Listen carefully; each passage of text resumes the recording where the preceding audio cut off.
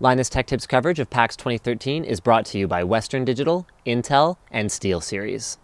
Hey guys, I'm here with Alistair from Splash Damage and Chris from Nexon, and I'm going to get them to give me a brief overview and a little bit more specifics about the game. So Extraction is a team-based, objective-based multiplayer shooter. It's free-to-play, free-to-win. It's set in London in about kind of 2018, 2020. It's been irradiated, the streets are empty, and teams of mercenaries are kind of roaming the streets fulfilling contracts. And the contracts generally revolve around securing data cores. So there are shadowy kind of backers out there who are either want secrets buried or want secrets, recovered. And they hire these teams of mercenaries, or rather they kind of hire you to go out there and put together these teams of mercenaries to go out there and take them back. So, and that's represented by a really fantastic objective-based, team-based gameplay. So about that objective-based, team-based gameplay, how do you progress through a level, and how many objectives are you expecting to run into in an average level in this game? So it really differs map by map. That's one of the things we're most excited by, is every map is a different experience. So right now you guys have played Camden. You've only played about half of that map. There's also maps set all over London, so Victoria, Whitechapel, Canary Wharf, Waterloo, Battersea, and each map has a different set of objectives. So this one, let's say the half that you played involved, planting a charge and hacking a terminal. Others involve escorting a kind of EV and extraction vehicle through the streets, erecting or destroying barricades. So every map's a different tactical challenge, requires kind of different understanding of the map, different teamwork, different team makeups will do kind of better or worse, or require different strategy. So it's really exciting to see how the dynamic changes kind of map to map. Speaking of different team makeups, there's different classes in this game. Can you go over those and explain how they can augment the different gameplay on defense and offense? Sure. Well, one of the things actually that we've got away from is class-based stuff. So, and that's allowed us a lot of freedom to come up with some fantastic characters. So, really, this is a character-driven game. So the characters still have roles, but it's not rigidly adhering to kind of class structure. So that gives us a few really big wins. So, for example, in some games, you might come to a point where there's an enemy bomb you have to disarm, and you get there, you wipe the enemy team, and then you're out of luck because you're the wrong class, and you have to sort of stand there. We didn't want that, so all of our classes can they can hack, they can disarm, they can plant bombs. They've got different strengths and weaknesses. So, for example, Proxy, who you might play today, she's got an engineering background, so her character is particularly fast at hacking, particularly fast at disarming and planting. But everyone can have a go, everyone can try it, and that's part of the strengths and weaknesses of each character, along with the weapons they have and the special abilities they have, whether it's Vasily's heartbeat sensor or whether it's Artie's airstrike. So there's no rigid adherence to classes. It also means that in the kind of full game, you don't have to have a team that always consists of, there has to be one medic in the team, there has to be one engineer in the team. No, you just bring in 5 of your favourite characters, or whatever they may be. The other thing it gives us is it frees us up to come up with some really creative kind of character combinations, because if we want a guy, because you don't have to have a medic, and he doesn't always have to have shock paddles and always have to have medkits. You might have a guy who can, revive guys at a distance but doesn't have any healing packs and uses a scout sniper rifle or something. You couldn't really fit him into a class before. You couldn't really pigeonhole him. So it lets us create kind of crazy characters like that if we want to. It's really let us be very creative and come up with the most exciting characters that we can. In terms of how they work on offense and defense, one of the other really fun things about both the characters and the maps is how much mastery there is to be had.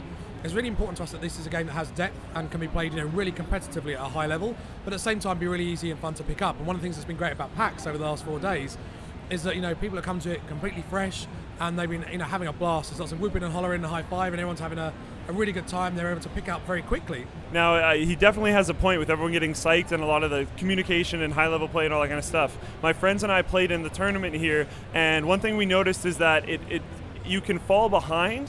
Definitely, you can fall behind, say you're on the attacking team, but as long as you're able to group back up and get back together on one of those spawn waves, as long as you have the great communication, even if you were doing poorly before, you can come back together, solve that objective, hack whatever point you have to do, plant whatever bomb, and still get out there. Now, this is probably more for him, and sorry for maybe bringing this up, but Splash Damage, coming from creating Brink, as a Brink player, what would someone expect to change when they come to this game? I think one of the biggest changes is this move into a character-based system. So we're going to have a ton of characters. So we've got about, you saw 5 today, we've probably got about 20, 25 ready to go back at the office. So I guess one way to think about it is almost that kind of League of Legends or Dota type experience, where you bring a character who has there's a lot to learn about that character, a lot to master. They have their own strengths and weaknesses. Understanding which mixture of characters makes for the best team is really important. So that's a big change for us, and it's something that people seem to be really connected, really connecting with and getting really excited about. So that's probably one of the biggest changes.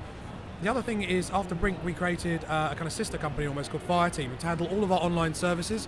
So we wanted to make sure we had smooth, lag-free connections, great matchmaking, all of that stuff was handled really well. So we kind of looked at other solutions, and none of them were quite right for us. So we created Fireteam, and not only do they handle all of that, but one of the reasons that the game's in, even though it's alpha now, people are having really good fun with it. People are saying it's really polished, and we've got some great feedback. One of the reasons it is in that state is because we have a tool called Echo, which gathers a kind of metrics and telemetry from the games. So what we mean by that is every kind of gunshot, every footstep, every cricket bat to the face from proxy is recorded, even from these matches out there. And we use that to balance the maps, to balance the characters, to balance the weapons. And on top of that, we've had fans able to play the game for a while now. So we started to let fans in a kind of inner circle of sort of VIPs. They've been playing since 12/12/12, and they've been giving us forum feedback, and they've also been, of course, gathering, helping us gather these stats. Definitely. So balance is incredibly important for us. We want to make sure this is a really competitive game that you can play at high levels if you want to. We also want to make sure it's really fair. Fairness is important for a couple of reasons. So I think I said at the top, this is a free-to-play game. It's also a free-to-win game. We really want to avoid, and I say we, it's Nexon and Splash Damage. We're not interested in pay-to-win. We know that a lot of players, aren't interested in that. They want a balanced playing field. They just want to have fun. So, we haven't even got a storefront in the game yet. We've just been focusing on making a really fun core experience that people can get into. And we've got ideas about how we can monetize it, but it's all still early right now. Definitely. And bouncing back to the polished comment you had, like I said, I have already played this game more than once, and for an alpha or even pre-alpha game, it is very polished. I do have to echo that comment that you previously said. Now, to give a throw out to Nexon as well, the free-to-play and free-to-win motion, that's actually very cool because this is a really polished, good-looking, well-playing game that will be free-to-play. A lot of free-to-play games, especially shooters that people run into, are not usually that polished, on average, are not usually that polished or not that well thought out. This is a really well thought out game. So how exactly is the shop going to work? Well, we haven't really made any decisions at all about how the shop will work. Like he said, they haven't even programmed in a storefront into a build yet. Because, with Nexon, we've always tried to make our games free to play, free to win. And with this, we took our time looking for the right title, and we wanted to make sure that, free to play has changed a lot, especially in the last couple of years. Yeah. And I think players are expecting higher quality games, whether they're free or not, than they used to. And we wanted to make sure that we had a true AAA game, and we looked at a lot of different titles. Likewise, Splash Damage looked at a lot of different publishers. And eventually, when the two met, we were like, this is a match made in heaven. I mean, we were always really impressed with their pedigree for giving quality multiplayer shooter experiences. And I think I can speak for them saying they were impressed with our pedigree for making free-to-play games. So it was just a good fit.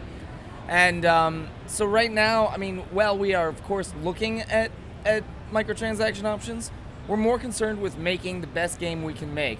Cool. And then the players will enjoy it, and if the players enjoy it, they'll want to pay. Yeah. But we want to make it a great experience for whether you're a free player or a paid player. We want you both to be able to have a great time playing the game. That's a great, preemptive statement, because they're basically saying you won't have to invest anything in this game if you don't want to or don't need to. So once you grow an attachment to the game, you can deck out your character, you can get skins for different things, I'm assuming. Whatever comes down the line, I don't know, I'm just throwing that out there. I hope I didn't break anything. So if you're interested in a free-to-play shooter that's well polished and might have some customization options down the future, you should definitely check it out. If you like our content on this, if you like any of our PAX content, be sure to subscribe to Linus Tech Tips.